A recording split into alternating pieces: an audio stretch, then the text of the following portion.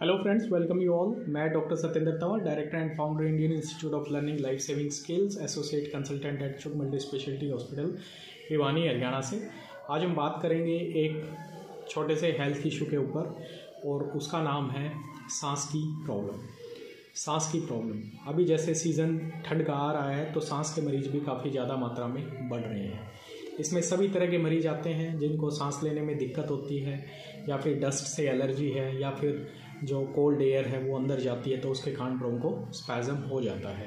तो इसमें अस्थमा के, एलर्जी ब्रोंकाइटिस के पेशेंट, सीओपीडी के पेशेंट्स, जो पुरानी बीमारियां होती हैं उन सभी के पेशेंट्स इसमें काफ़ी मात्रा में बढ़ जाते हैं। उसका एक रीज़न मोस्ट इम्पॉर्टेंट क्या होता है, अभी जो एयर है वो काफ़ी मात्रा में कोल्ड होती है, ठंडी होती है। और ठंडी एयर जब भी हमारी सांस की नली के अंदर जाती है तो उसकी वजह से क्या होता है, ब्रोंकोस्पैज़म हो जाता है। ब्रोंकोस्पैज़म आपको समझने की ज़रूरत है।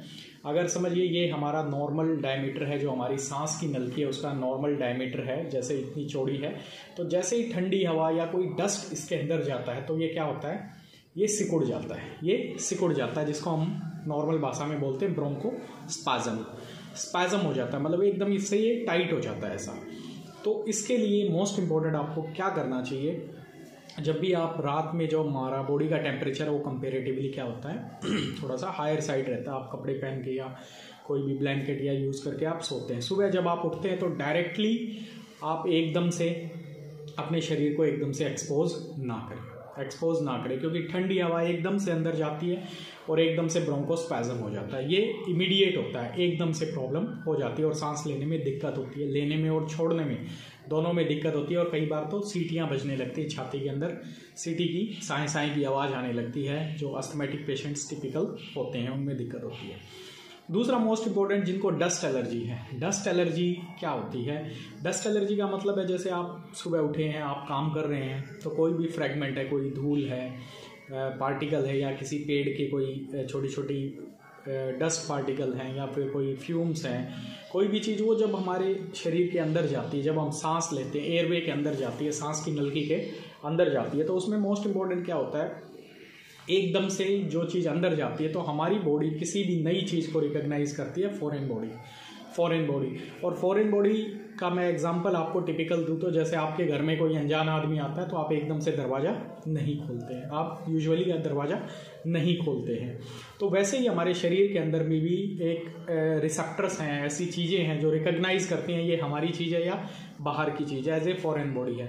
तो जब भी वो अंदर जाते हैं तो हमारे नेचुरल जो होता है, जैसे आप दरवाज़ा बंद कर देते हैं, दरवाजे को, जैसे दरवाज़ा ओपन है, कोई नया बंदा आ गया तो दरवाज़ा क्लोज कर देते हो आप घर का।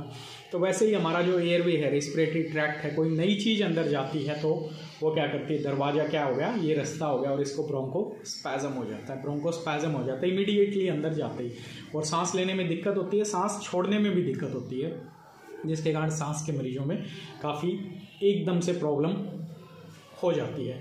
तो ऐसे मरीज क्या करें, फर्स्ट जो मेडिसिन आपकी चल रही हैं, जो भी दवाइयाँ आप ले रहे हैं वो अपनी कंटिन्यू करें। और ये सीजनल जो होती है, जो ठंड की वजह से, तो अपने डॉक्टर को कंसल्ट करें, दवाइयाँ अपनी कंटिन्यू करें।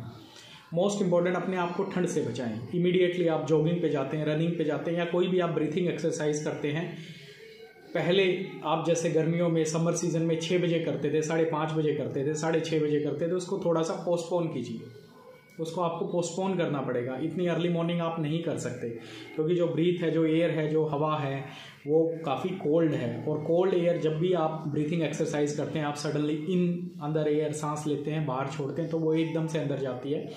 तो अगर आपका एयरवे, जो आपका रास्ता है, सांस की नलकी का हाइपर रिस्पॉन्सिवनेस है उसके अंदर, तो वो इमीडिएटली वो ब्रोंकोस्पैज़म में चला जाता है और सांस की तकलीफ़ें बढ़ जाती हैं। तो आपको फ़ायदा होने की जगह आपको थोड़ा सा नुकसान होने के ज़्यादा चांसेस रहते हैं। जब भी आपको डस्ट एलर्जी है, बाहर आप निकलते हैं, कोई भी प्रोटेक्टिव मास्क आप यूज़ कर सकते हैं, सिंपल क्लॉथ का मास्क आप यूज़ कर सकते हैं, ताकि वो जो एलर्जेंस हैं, वो चीज़ है, वो अंदर ना जा पाएँ और अपने आप को आप बचा सकते हैं। तो बेस्ट एग्जांपल मैं आपको देना चाहूँगा, ठंडी हवा और इससे बचें। अगर मैं आपको एग्जांपल दूँ तो सपोज़ करो ये हमारा नॉर्मल एयरवे है, नॉर्मल एयरवे का रास्ता है, इतना चौड़ा है, और जैसे ही इसके कॉन्टैक्ट में कोई एलर्जी आती है, ठंडी हवा आती है, ये रास्ता इतना बीड़ा हो जाता है। आप सपोज कर सकते हो कितना चेंज इसमें आता है, कितना चेंज। ये वो ऊपर वाला है जो नॉर्मल है, ये नीचे वाला है, एक स्कीमेटिक प्रेजेंटेशन मैं आपको जस्ट बता रहा हूँ, तो कितना इसमें फ़र्क आ जाता है। तो आप देख सकते हैं इसका जो अंदर का ल्यूमन है, अंदर का जो ल्यूमन है, रास्ता है, वो सिकुड़ जाता है और जिससे सांस लेने में दिक्कत होती है। तो आपके परिवार में या आस पड़ोस में कोई भी सांस के मरीज़ हैं जिनको एलर्जिक ब्रोंकाइटिस है, अस्थमा है, COPD है या कोई भी क्रॉनिक एयरवे डिजीज़ है, तो वो इन चीज़ों को फॉलो करें। सुबह ठंडी हवा से बचें, ठंडी चीज़ों का सेवन ना करें, फ्रिज वाली चीज़ें ना लें। डस्ट एलर्जी है किसी भी चीज़ से तो उस चीज़ को प्रॉपरली अवॉइड करने की कोशिश कर सकें।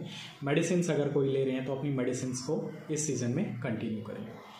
Thank you very much for watching this. Keep sharing and subscribe our channel for health updates. Thank you.